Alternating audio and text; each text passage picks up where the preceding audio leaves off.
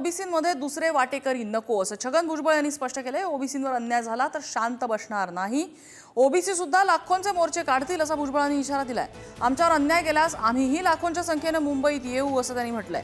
जरांगे म्हणतात जे शेती करतात ते कुणबी, मग ब्राह्मण समाजही शेती करायचा त्यांनाही कुणबी म्हणायचं का असा खोचक प्रश्न भुजबळांनी विचारलाय। आरक्षण देणं हे मुख्यमंत्र्यांच्या हातात नसतं, मग ते शरद पवार असो किंवा फडणवीस असंही त्यांनी म्हटलंय। उगीच जरी कोण हट्टाग्रह करत असेल तर सरकारने जे आहे ते पाहून घ्यावं। पण आम्ही ठरवलेलं आहे, आम्ही उपोषण करणार, आम्ही जिल्ह्यातून मिरवणुका करणार, तालुक्यातून, आणि आमच्यावर जर अन्याय झाला तर आम्ही सुद्धा लाखोच्या लोंढ्यानं जे आहे मुंबईमध्ये आल्याशिवाय राहणार नाही, हे आज आम्ही इथे ठरवलेलं आहे।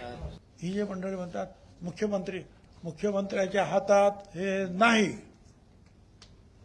मग ते शरद पवार असतील नाही तर फडणवीस असतील, कुणीही अशी जात ओबीसी मध्ये, एससी मध्ये, एसटी मध्ये टाकू शकत नाही। ते शरद पवारांनी जे मंडल आयोगाने सांगितलं, भारत सरकारने मान्य, त्याचं फक्त इम्प्लिमेंटेशन केलं आहे। त्यांना अधिकारच नव्हता कोणाला काढायचा आणि कोणाला घ्यायचा, कारण ते आयोगाच्या थ्रू तुम्ही यायला पाहिजे। आयोगाने मान्य केलं तर आयोग तुम्हाला मान्यच करत नाही।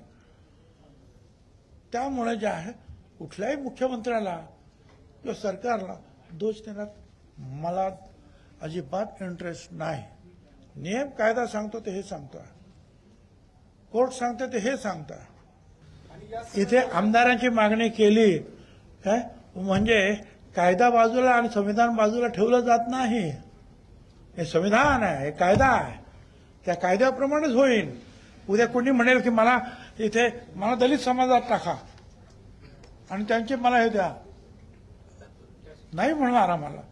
तसं शेतकरी ब्राह्मणांच्या सुद्धा शेती आहेत, सगळ्यांच्या शेती आहेत, त्यामुळे शेतकरी म्हणजे काही हे असं नाही।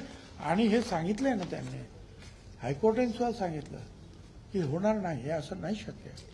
आणखीन काय पाहिजे? आमदारांच्या मागण्यावर आणि जरी अधिवेशनात जर एक मुख्य